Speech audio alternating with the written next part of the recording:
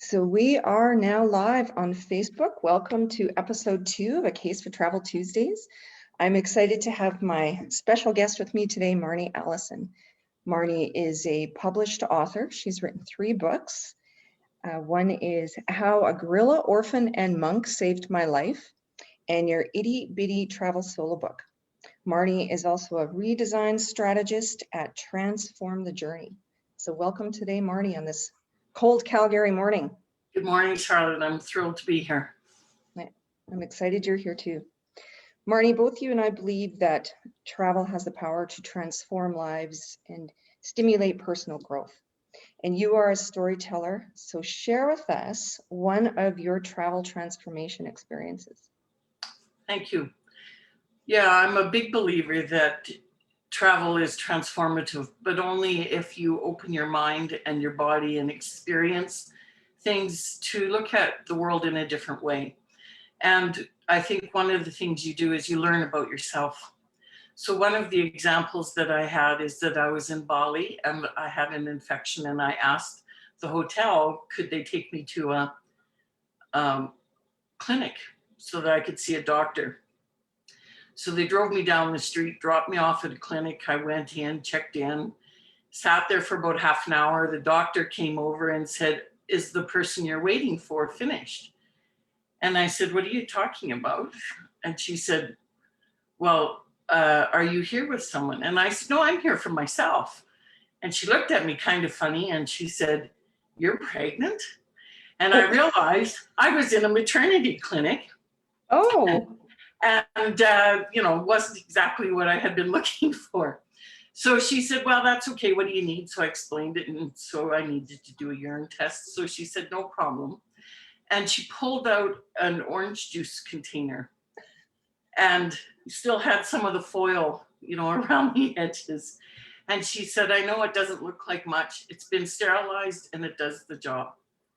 And I said, yeah, okay, that's fine.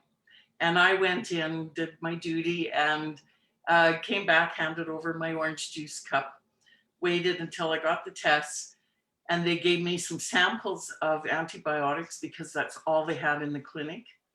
And I gave them a donation. And I realized there's a perfect example of the things we take for granted every day and how unnerving it is when you have to try and learn the news, the rules around what you're going to do. And of course, the humor of this poor doctor looking at this middle-aged woman and wondering, what am I going to do with this case? So that's an example where the transformation came for me in the gratitude of what I have as a Canadian and the luxury and the privileges that I have. Oh, very good. And transformative that you also discovered that you were not pregnant. Yes. I had a pretty good idea about that, but yeah. That would be a little shocking. Yeah. Oh.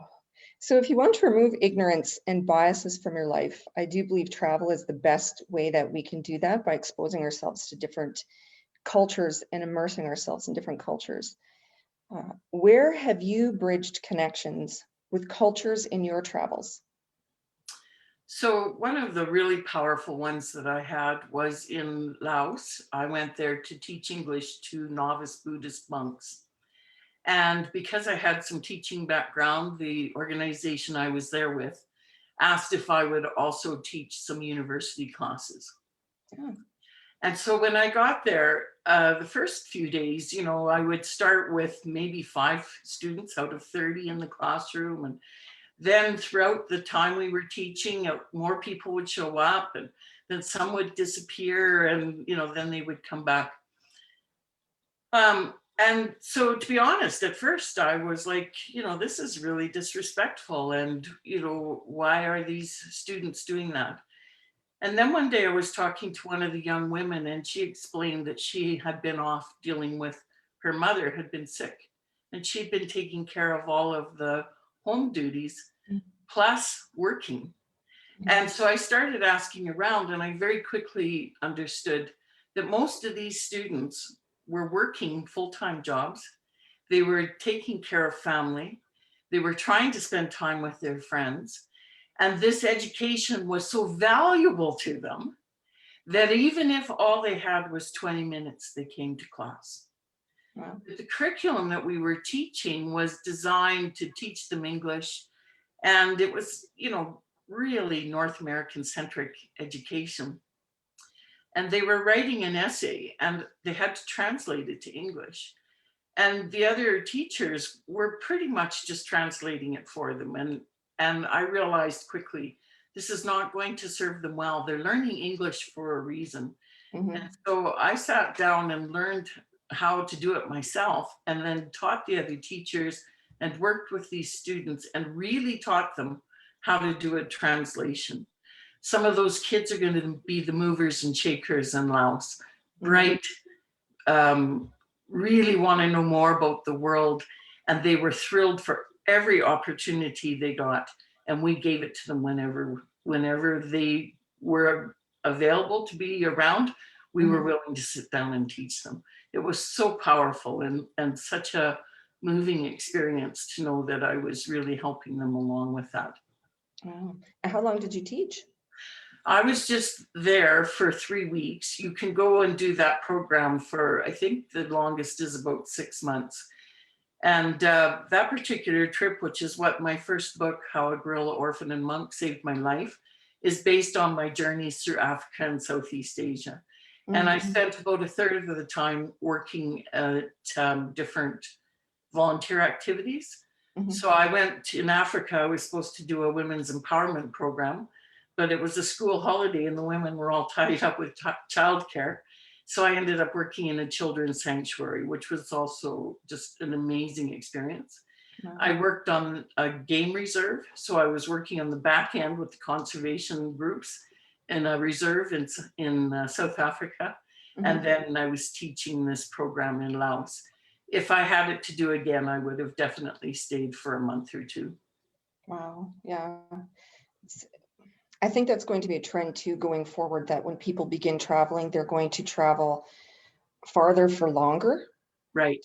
It's not going to be just little short vacations anymore. It'll be, a month or 2 months, Right. take And sabbaticals and I stuff. had started to do that even while I was working. I would be saving time so that I could go, at least a month and sometimes up to 2 months. And that particular journey, I was traveling for 5 months. And it's a completely different experience when you travel, as they call it, long and slow. And also the trend towards immersive travel versus, just being on a bus and looking at all the highlights, which is also fun. There are many reasons people travel. And so it might be for rest and relaxation. That's a legitimate reason to travel, but it's not as likely to be transformative as when you go into a community and you're actually sharing dinner with the community and they all come for a dance. And in Cambodia, the high school kids came by and spent the evening with us. And so they had dinner with us. And then we sat down and they asked us to help them practice their English. So again, you work with them to say, okay, what are you struggling with? And, it's much more meaningful. And you learn so much more about the culture and the place that you're at. One of the young monks I had in Laos, I asked him about, the food in his home village. And I thought, well, obviously they have rice, but they must have wild animals and, things they can eat. And so he said, well, we don't really have any animals. And then he perked up and he said, well, one time we had a monkey and a tiger. And I said, well, what do you mean had? And he said, oh, well, the tiger ate the monkey and the people ate the tiger.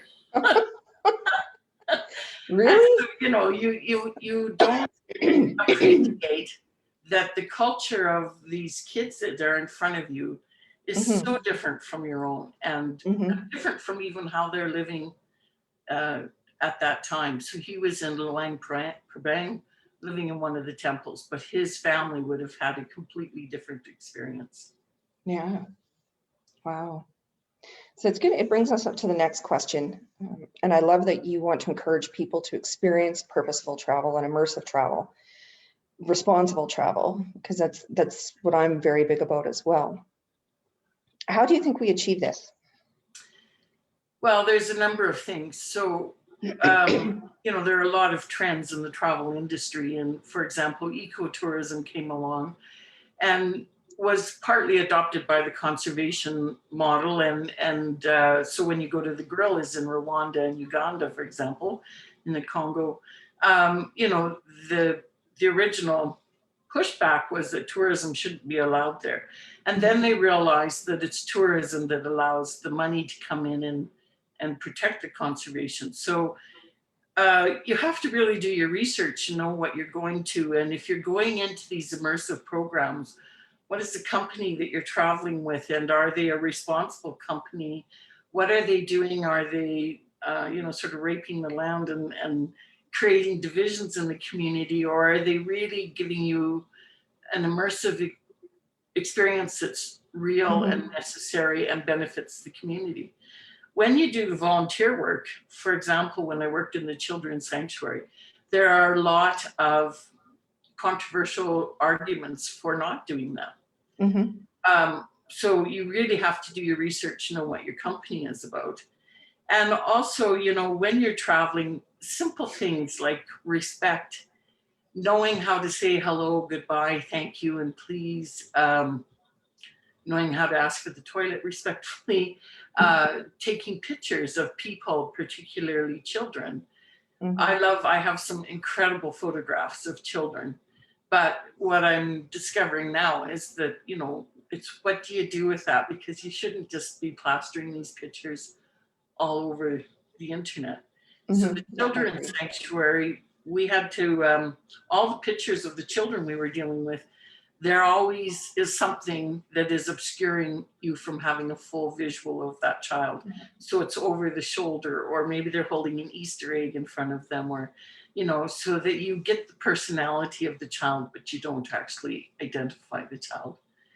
So there are a number of things like that. And at a minimum, know where you're going and what that culture is about, what the political situation is. In Hong Kong, I was talking to a travel guide, and I asked her some questions about the political situation. And she was, oh, it's all fine, everything's great.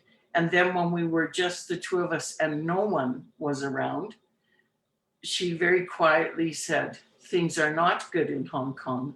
We are afraid of what's going to happen. And of course, we've seen in the last year where that led to. Wow.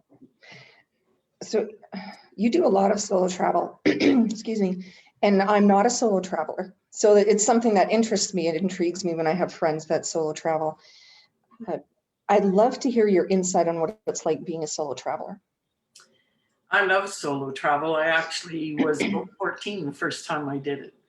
So solo is not alone, and it's on a continuum of a lot of times when I'm doing solo travel, I might be traveling with a tour agency that specializes in that.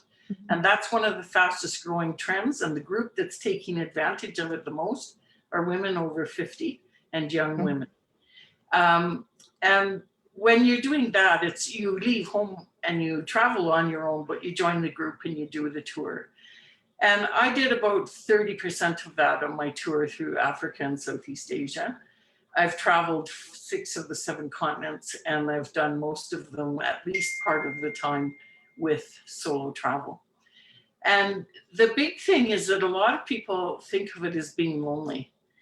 Well, sometimes I'm with the tour group. Sometimes what I'll do is maybe a day trip, a walking tour. I'll just do, something where I connect with people. So I did that in South Africa, met another solo female traveler. We were going to be in Cape Town about the same number of days. So what we did is we would hook up and go do a day trip, spend it together, go for dinner, and then go back to our respective places.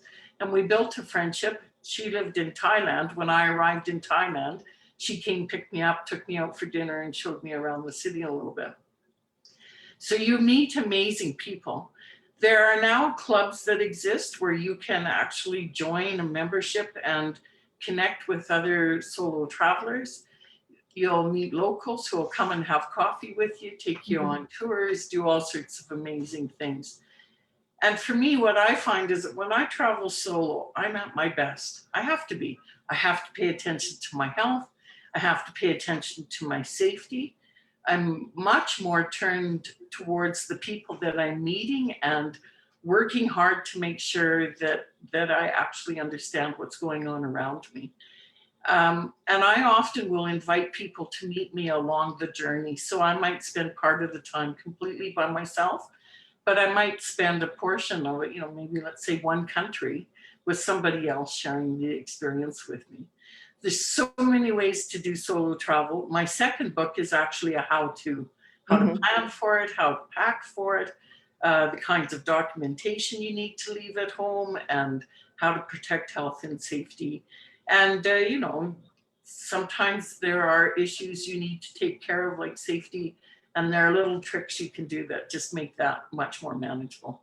And I like what you point out about it, that you're not going alone.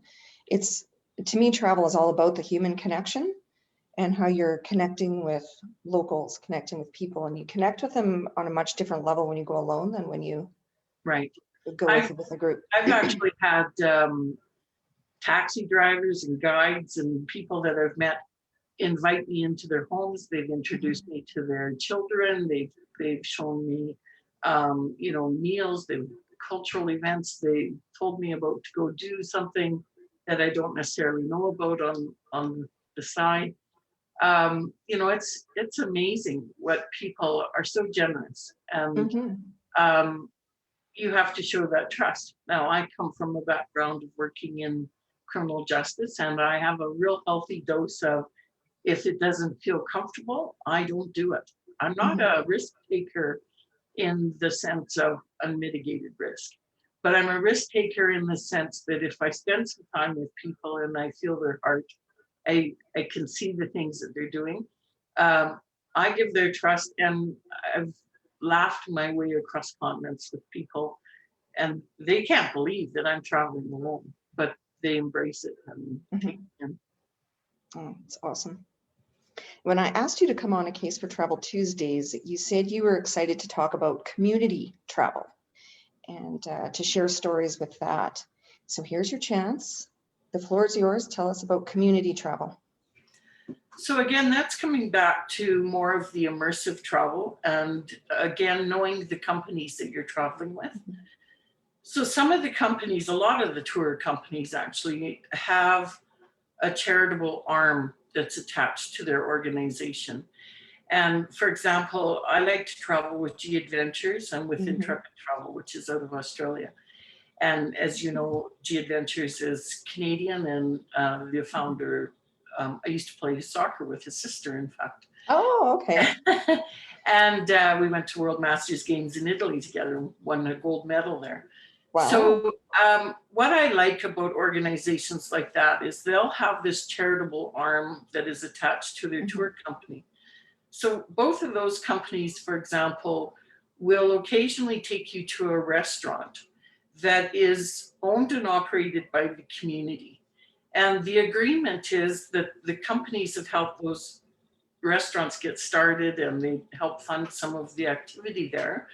And in exchange, the restaurant is providing employment and well-being for the community.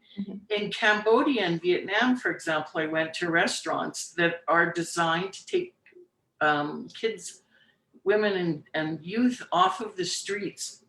So particularly women who've been involved in trafficking, human trafficking, and the sex trade, and street people, and they teach them the hospitality industry.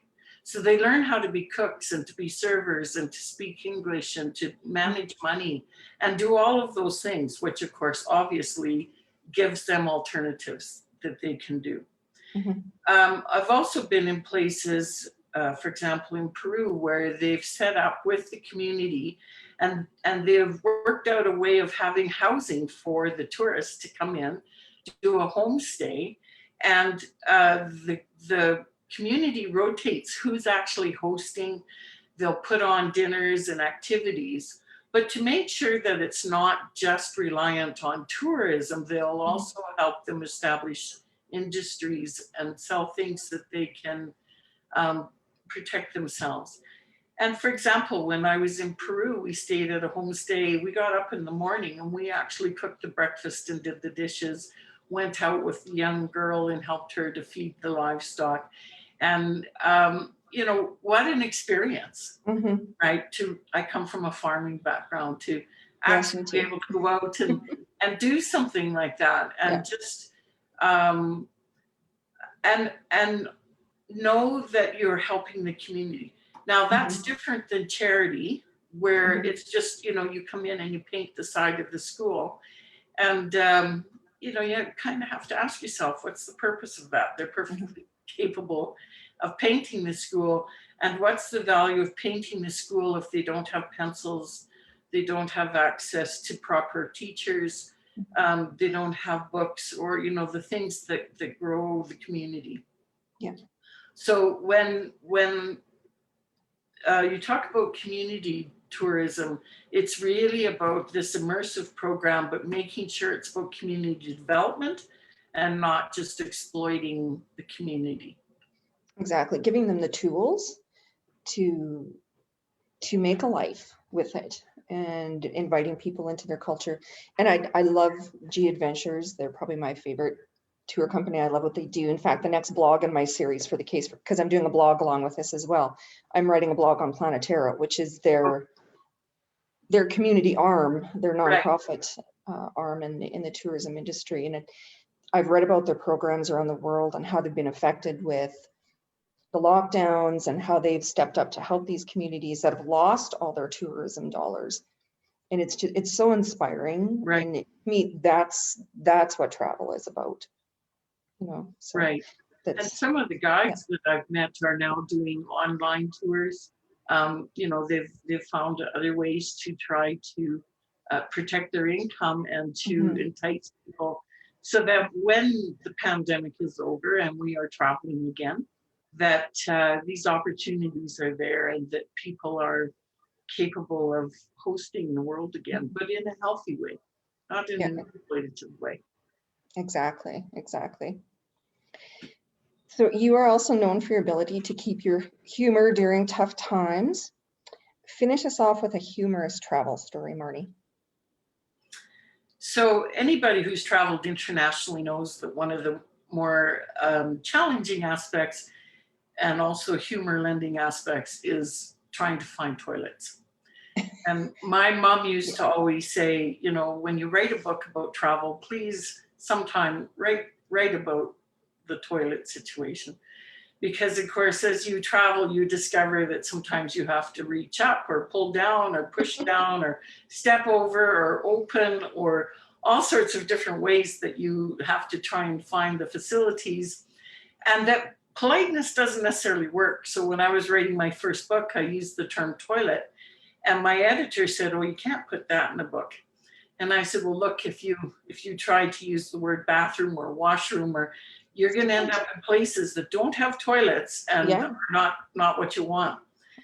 So one of my favorite toilet stories is I was camping. I was doing a kayak trip down the rivers in Belize, and we were camping in the jungle. And for a prairie kid, that's a challenge at the best of times. But I woke up the one night, it was about 5 a.m, and it was, you know, blue dark, not dark, but sort of that dark blue just before the sun starts to rise. And I desperately needed to pee, but the toilet facility, which was really just a hole in the ground, was about 75 meters away from where we had our tents all clustered. And I didn't want to pee beside my tent and wake up all of the other campers. So I started towards the facility and then realized I wasn't about to go off into the jungle by myself. So I found a spot that had a bit of a clearing, some trees all around, and I thought, well, this is a good spot. And so I kind of backed up behind this one tree and dropped my drawers, did my business, crawled back into my tent. About 10 minutes later, I hear the cook start moving around the kitchen. And I thought, wow, he's up early. Didn't think too much of it, went back to sleep, got up a little bit later, went to the actual washroom, and on the way realized that where I had dropped my drawers was right at the trees where all the guides had their hammocks. So that is the definition of a blue moon. It was, you know, I would have been embarrassed, but I'm sure they've had it happen so many times they don't even know. Oh, that's so funny, the toilet story, because I know with my newsletter, I send out a survey and I would kind of ask, what's your first world problem when you travel? And it's bathrooms. Is the Bathrooms. big Oh, yeah. thing, bathrooms. And in my book too, I wrote a toilet story as well, and mine was in Jordan. And I ended up with, it said like, what do you pull? What do you flush? What do you push? What do you, and yeah, I ended up soaked. So went back to my dinner all nice and soaking wet. And Oh, yeah. Yeah. I think anyone who's traveled internationally has got to have at least one hilarious toilet story.